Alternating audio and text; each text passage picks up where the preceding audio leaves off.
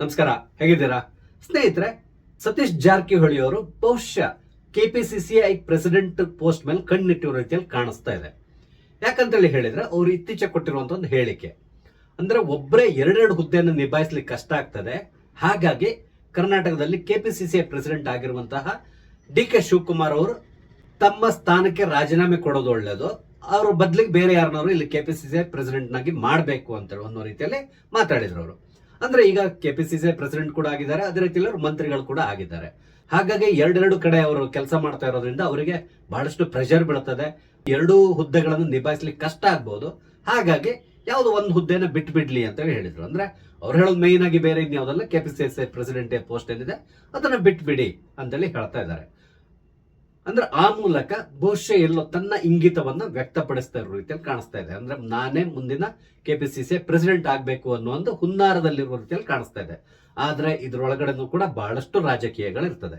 ಅದ್ರಲ್ಲಿ ಮುಖ್ಯವಾಗಿ ನಿಮ್ಗೆ ಹೇಳ್ಬೇಕು ಅಂದ್ರೆ ಬೆಳಗಾವಿ ರಾಜಕಾರಣ. ನಿಮ್ಗೆ ಗೊತ್ತಿದೆ, ಬೆಳಗಾವಿಯಲ್ಲಿ ಈಗ ಎರಡು ಗುಂಪು ತುಂಬಾ ಆಕ್ಟಿವ್ ಆಗಿದೆ ಕಾಂಗ್ರೆಸ್ ನಲ್ಲಿ. ಒಂದು ಲಕ್ಷ್ಮೀ ಹೆಬ್ಬಾಳ್ಕರ್ ಗ್ರೂಪ್, ಇನ್ನೊಂದು ಜಾರಕಿಹೊಳಿ ಅವರ ಗ್ರೂಪ್. ಓಕೆ, ಜಾರಕಿಹೊಳಿ ಅವರ ಗ್ರೂಪ್ ನಲ್ಲಿ ಬೇರೆ ಬೇರೆ ಪಕ್ಷದಲ್ಲಿದ್ದಾರೆ. ಅಂದ್ರೆ ಬಿಜೆಪಿಯಲ್ಲಿ ಕೆಲವರು ಇದ್ದಾರೆ, ಕಾಂಗ್ರೆಸ್ ನಲ್ಲಿ ಸತೀಶ್ ಜಾರಕಿಹೊಳಿ ಅವರು ಇದ್ದಾರೆ. ಆದ್ರೆ ಇಲ್ಲಿ ವಿಷಯ ಏನು ಅಂತ ಹೇಳಿದ್ರೆ, ಒಂದ್ ವೇಳೆ ಏನಾದ್ರು ಅಧಿಕಾರದ ವಿಷಯ ಬಂದಾಗ ಜಾರಕಿಹೊಳಿ ಫ್ಯಾಮಿಲಿಯವರು ಎಲ್ಲರೂ ಒಂದಾಗ್ತಾರೆ. ಅಂದ್ರೆ ತಮ್ಮ ಕುಟುಂಬಕ್ಕೆ ಒಂದು ಒಳ್ಳೆ ಪೋಸ್ಟ್ ಬೇಕು ಅಂತ ತಗೊಂಡು ಪ್ರಯತ್ನ ಪಡ್ಲಿ ಶುರು ಮಾಡ್ತಾರೆ. ಅಂದ್ರೆ ಇದೇನಿದ್ರು ರಾಜಕೀಯ ಮಾಡೋದು ಬೇರೆ ತರ, ಆದ್ರೆ ಪೊಸಿಷನ್ ವಿಷಯಕ್ಕೆ ಬಂದಾಗ ಎಲ್ಲರೂ ಒಂದಾಗಿ ಆಗ್ತಾರೆ. ಅದೇ ರೀತಿಯಲ್ಲಿ ಇಲ್ಲಿ ಕೂಡ ಅಷ್ಟೇ, ಜಾರಕಿಹೊಳಿ ಬ್ರದರ್ಸ್ ಮತ್ತೆ ಲಕ್ಷ್ಮೀ ಹೆಬ್ಬಾಳ್ಕರ್ ವಿರುದ್ಧ ಬಹಳಷ್ಟು ಜಟಾಪಟಿ ನಡೀತಾನೆ ಇದೆ. ಯಾಕಂದ್ರೆ ಲಕ್ಷ್ಮೀ ಹೆಬ್ಬಾಳ್ಕರ್ ಇತ್ತೀಚೆಗೆ ಮೇಲೆ ಬಂದವರು, ಆದ್ರೆ ಜಾರಕಿಹೊಳಿ ಅವರು ಹಾಗಲ್ಲ, ಹಲವಾರು ವರ್ಷಗಳಿಂದ ಬೆಳಗಾವಿಯನ್ನ ಆಳ್ಕೊಂಡಿದ್ದವರು.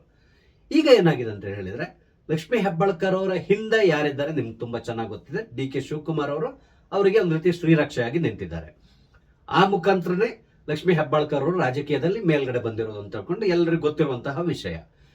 ಆದ್ರೆ ಕಳೆದ ಬಾರಿ ಏನಾಗಿದೆ ನಿಮ್ಗೆ ಗೊತ್ತಿದೆ, ಈ PLD ಬ್ಯಾಂಕ್ ಪ್ರೆಸಿಡೆಂಟ್ ಪೋಸ್ಟ್ಗೆ ಸಂಬಂಧಪಟ್ಟಂತೆ ಅಲ್ಲಿ ಒಂದು ತಿಕ್ಕಾಟ ನಡೆದಿತ್ತು. ಅಂದ್ರೆ ರಮೇಶ್ ಜಾರಕಿಹೊಳಿ ಮತ್ತೆ ಲಕ್ಷ್ಮೀ ಹೆಬ್ಬಾಳ್ಕರ್ ನಡುವೆ ನಡೆದಂತ ತಿಕ್ಕಾಟ. ಅದಕ್ಕೆ ಮುಖ್ಯ ಕಾರಣ ಡಿ.ಕೆ. ಶಿವಕುಮಾರ್ ಬೆಳಗಾವಿಗೆ ಎಂಟರ್ ಆಗಿರುವಂತಹದ್ದು.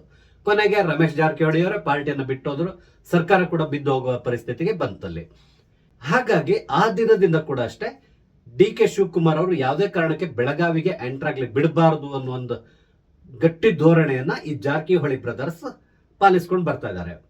ಡಿ.ಕೆ. ಶಿವಕುಮಾರ್ ಅವರು ಕೂಡ ಅಷ್ಟೇ ಇತ್ತೀಚಿನವರೆಗೆ ಬೆಳಗಾವಿ ರಾಜಕೀಯಕ್ಕೆ ಅವರು ಎಂಟರ್ ಆಗಿರಲಿಲ್ಲ. ಆದ್ರೆ ಈಗ ಏನಾಗಿದೆ, ಪುನಃ ಬೆಳಗಾವಿಗೆ ಕಾಲಿಟ್ಟಿದ್ದಾರೆ ಅವರು. ಇದರಿಂದಾಗಿ ಸ್ವಲ್ಪ ಸತೀಶ್ ಜಾರಕಿಹೊಳಿ ಅವರು ಬೇಸರ ಪಟ್ಟಿದ್ದಾರೆ ಅನ್ಸ್ತದೆ. ಹಾಗಾಗಿ ಈಗ ಏನ್ ಮಾಡ್ತಾ ಇದ್ದಾರೆ, ಈ ಒಂದು ಬಾಣವನ್ನ ಪ್ರಯೋಗ ಮಾಡ್ತಾ ಇದ್ದಾರೆ. ಯಾವುದೇ ಕಾರಣಕ್ಕೆ ಒಬ್ರು ಎರಡು ಹುದ್ದೆಯಲ್ಲಿ ಇರಬಾರ್ದು, ಅದ್ರ ಬದಲಿ ಒಂದು ಹುದ್ದೆಯನ್ನ ಬಿಟ್ಟು ಬಿಡೋದು ಒಳ್ಳೇದು ಅಂತ ಹೇಳ್ಕೊಂಡು ಒಂದು ಸಲಹೆಯನ್ನ ಕೊಡ್ತಾ ಇದ್ದಾರೆ.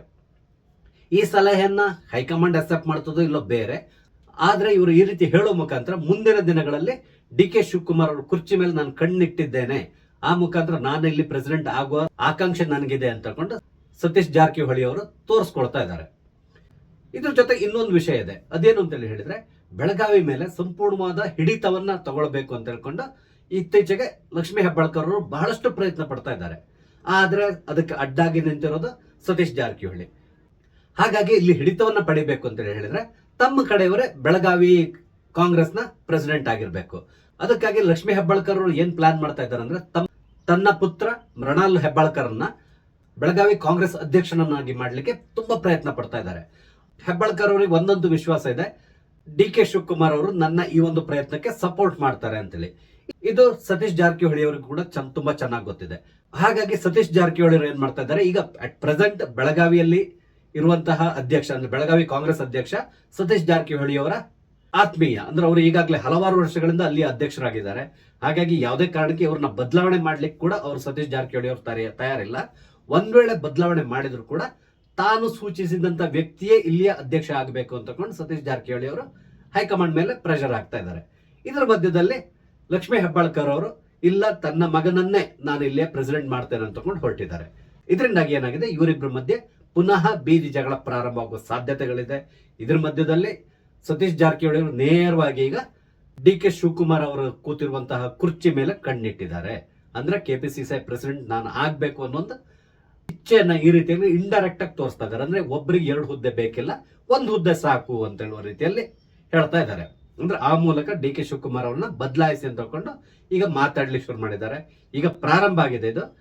ಬಹುಶಃ ಕೆಲ ದಿನಗಳಲ್ಲೇ ಹೈಕಮಾಂಡ್ ವರೆಗೂ ಹೋಗ್ಬಹುದು ಅನ್ಸ್ತದೆ. ನೋಡೋಣ ಮುಂದಿನ ದಿನಗಳಲ್ಲಿ ಈ ಬೆಳಗಾವಿ ಪಾಲಿಟಿಕ್ಸ್ ಇದೆಯಲ್ಲ, ಇದು ಯಾವ ಲೆವೆಲಿಗೆ ಹೋಗುತ್ತೆ, ಮುಂದೆ ಎಲ್ಲ ಏನೆಲ್ಲ ಆಗ್ತದೆ, ಡಿ ಕೆ ಶಿವಕುಮಾರ್ ಅವರು ತಮ್ಮ ಸ್ಥಾನವನ್ನು ಬಿಟ್ಕೊಳ್ಳಿ ತಯಾರಿದ್ದಾರಾ, ಎಲ್ಲದನ್ನೂ ಕಾದ್ ನೋಡ್ಬೇಕಾಗಿದೆ. ಸ್ನೇಹಿತರೆ, ನಾನು ಹಂಚ್ಕೊಂಡಂತ ವಿಷಯ ನಿಮ್ಗೆ ಇಷ್ಟ ಆದ್ರೆ ದಯವಿಟ್ಟು ಲೈಕ್ ಮಾಡಿ, ಶೇರ್ ಮಾಡಿ, ಹಾಗೆ ದಯವಿಟ್ಟು ನನ್ನ ಚಾನಲ್ ಸಬ್ಸ್ಕ್ರೈಬ್ ಮಾಡಿ, ನಂಗೆ ಸಪೋರ್ಟ್ ಮಾಡಿ.